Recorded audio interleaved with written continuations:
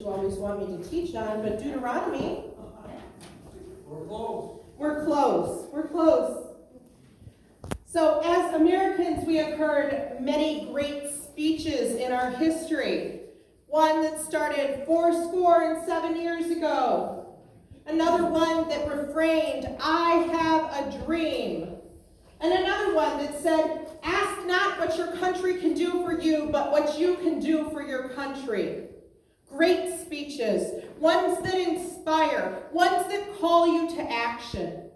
And the whole book of Deuteronomy, all 30-some chapters, is one speech. Quite possibly the longest one in the Bible, and this is given by Moses. What we just got in that last passage was Moses winding up this speech with, in summary. Oh, thank you, we got in summary, not all 30 books prior, all 30 chapters prior. So in summary, Moses wants to share a lot of wisdom and a lot of experience. He talks about how they got here as a people. So as a people, God made a covenant with Abraham. Then his son Isaac continued it. Then his son Jacob continued it. And Jacob had 12 sons, the 12 tribes of the 12 tribes of Israel.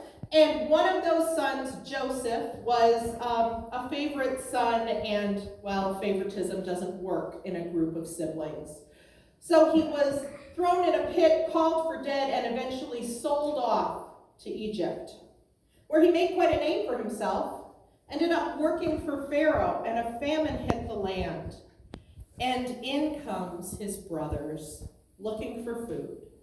Well, to make a long story short, most of the second half of Genesis, these brothers find out that this is Joseph, and he feeds them and cares for them, and his father and the whole family comes to Egypt for food and safety.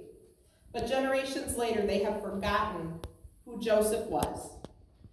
They have forgotten God's blessing on the Hebrew people, and suddenly they have become the slaves of the Egyptians. So in comes Moses. "Let my people, God's people, go out to the wilderness and worship him and then come back." And Pharaoh says no. And out come the plagues. Pretty soon, they are leaving Egypt with everyone's blessing and plunder as they went. They leave Egypt and end up to the Red Sea. The Red Sea parts, and the army is swallowed up by the water. The people have seen miracles. They have been set free. They are standing on the other side of the Red Sea, and then they start saying, "What will they eat?" And God brings down manna. Manna meaning, what is it? What is it?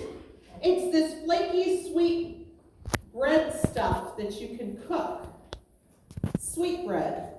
Basically, God gave them donuts. So, there they are, with manna, provided by the Lord. They wander through the desert for 40 years until an entire generation passes, a new generation is born. And Moses makes some choices that keeps himself out of the promised land. Here we are. Moses is standing on this mountaintop, overlooking the promised land that he can never enter, looking at the next generation of people, having raised them and buried their parents, and he says, "Don't forget what God has done for you. Today I put before you blessings in life or curses in death. Choose one. Choose one." This is where Moses is. And he is very serious about this, knowing that this next generation has spent their lives living in tents, never settling a city, never growing vineyards, never having a rooted existence. This is something new to them. And they need to learn what to do. And Moses is saying, "I've been there before. Let me teach you one last time. Let me part with your wisdom." Because I believe Moses had that memory of what happened on the other side of the Red Sea after it was split. On the other side of the Red Sea, after that first generation was so freed, and after that first generation saw the miracles of God, well, they got scared when they saw reality hit. That first generation who had seen themselves freed looked at Moses eating manna and said to Moses, just a couple months after the Red Sea crossing, "Who will give us meat to eat?" Remember in Egypt when we could eat whatever amount of fish that we wanted, or even the cucumbers, the melons, the leeks, the onions, the garlic? But this can hardly be called food at all. Our appetites have dried up, and all we ever have to look at is manna, manna, manna. They were not content. They complained, and in fact, many pastors refer to this as the moment when they built the Back to Egypt committee.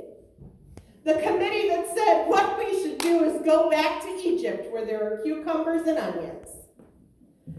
And Moses did not want a Back to the Wilderness committee coming. Not with this next generation. He had been frustrated enough with their parents. In fact, their parents evoked such emotion in Moses that if you want to look back at Scripture and wonder if you can see the reality of someone's personality, Moses' response to the Back to Egypt committee, talking to the Lord, "Lord, why are you so hard on me? I am your devoted servant. Why don't you look on me with affection? Why do I have the great burden of these spiteful people? Did I conceive them, bear them, give birth to them? Why should you tell me to carry them as a nanny does some suckling infant into the land that you have sworn to their ancestors? And now, where am I supposed to find meat to feed this crowd, crying out to give them food to eat? I simply cannot keep carrying them along. They are way too heavy. Lord, if you plan to treat me like this, then just kill me now. If you care about me at all, put me out of my misery so that I do not live out in this distress." Moses was done. He was done.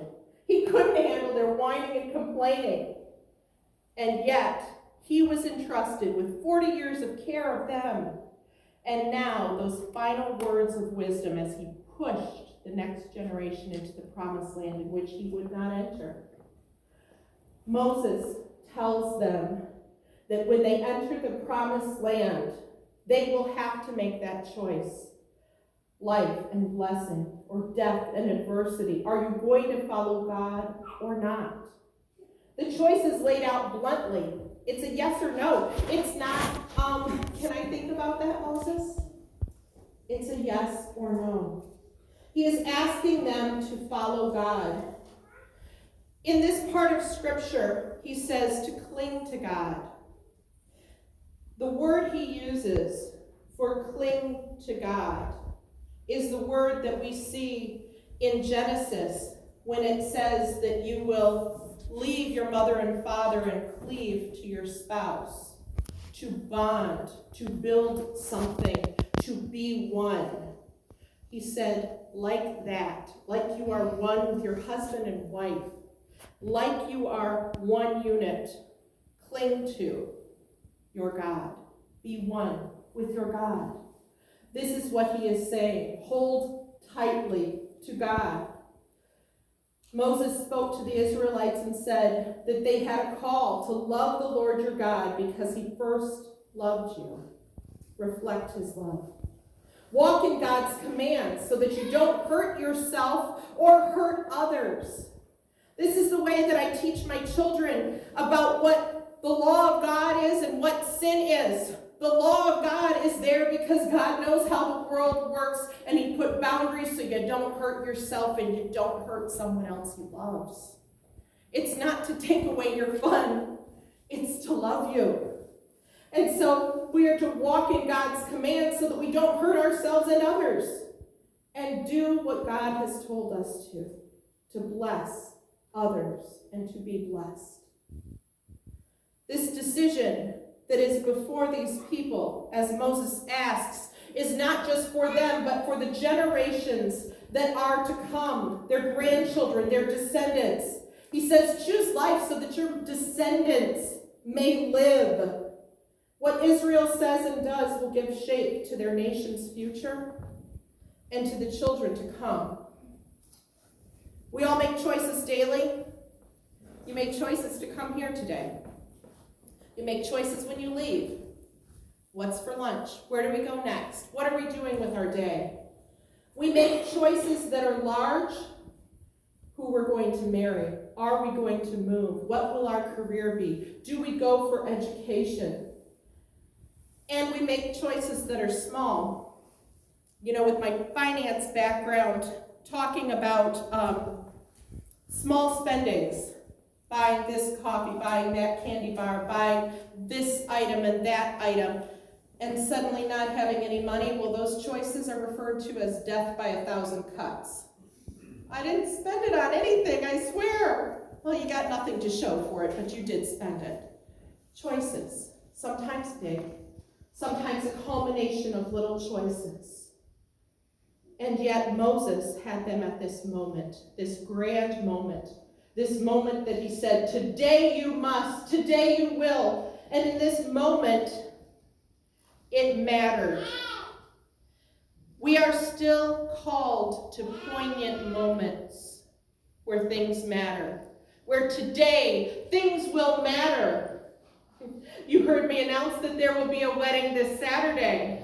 You heard me announce that there is a new engagement. These moments matter. It will make a difference in the long term.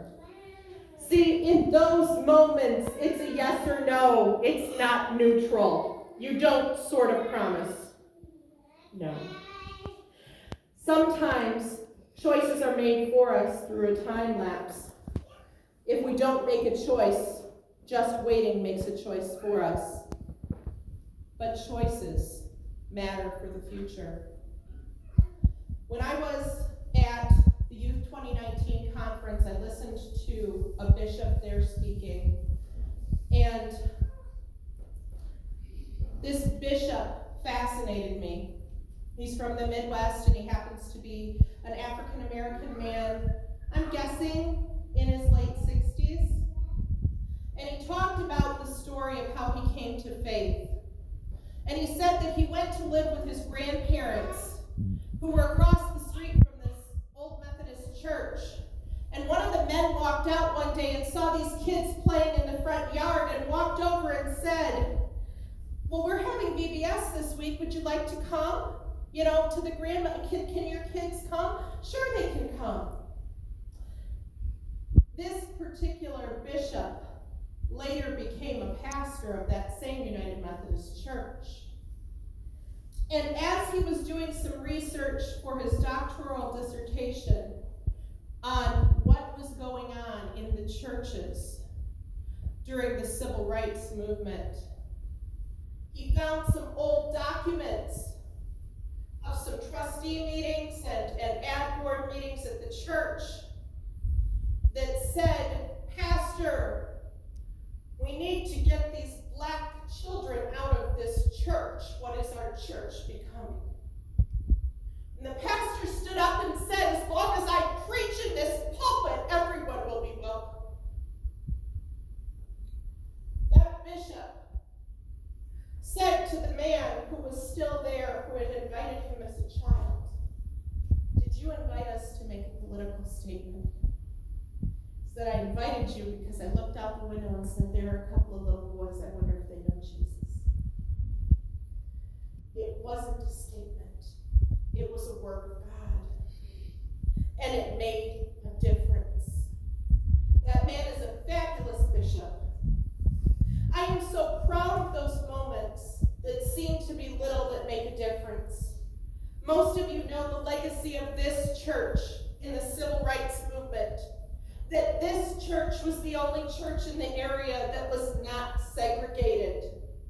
That this church made it so that there were also Sunday night gospel services available for people who happened to be working on Sunday mornings, who couldn't get away.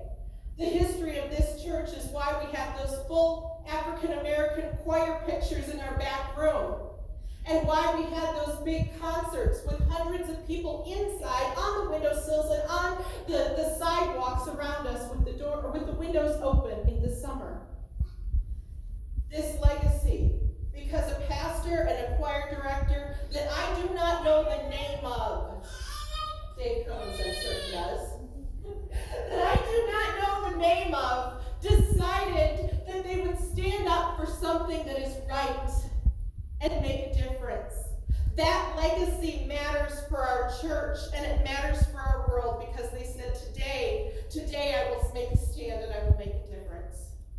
Church, you never know when you will encounter a choice where you are called to be Jesus in a moment that will make a difference for generations. You never know what the Lord is calling you to.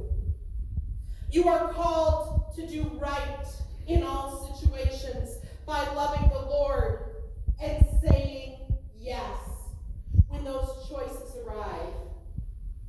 You are still called to make a decision for the next generation as to what world they will enter. Maybe some of the battles are the same. Maybe some of them are different.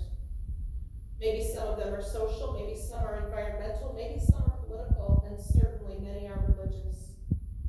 But we still stand for the good works that Jesus would have us do. So even today, we are still called for ourselves, our world, and the generations to come to make decisions that will shape the world.